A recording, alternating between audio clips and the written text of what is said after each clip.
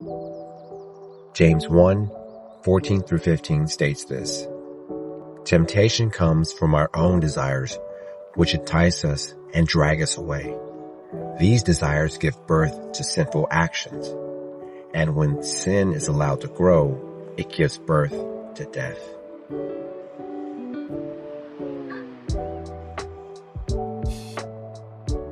Back in Old Testament times, God did not allow sinful actions and people that went against His word to be allowed in their camp.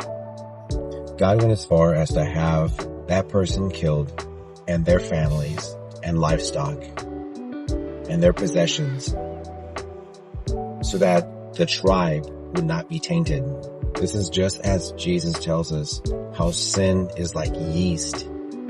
To allow bread to grow and fluff up, it takes just a little bit of yeast. And when you let that bread sit, it expands because the yeast grows.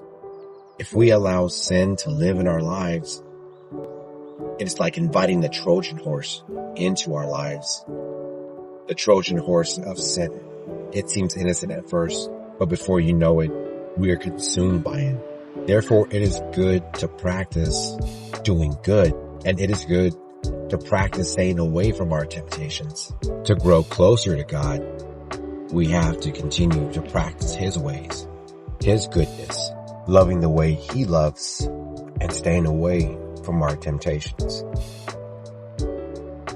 Every small victory leads to another, so when we are tempted and we do resist, God rejoices and He is honored by us. And every time we do sin, it draws us further away from Him and leads us to death, the death of our spirit in Christ.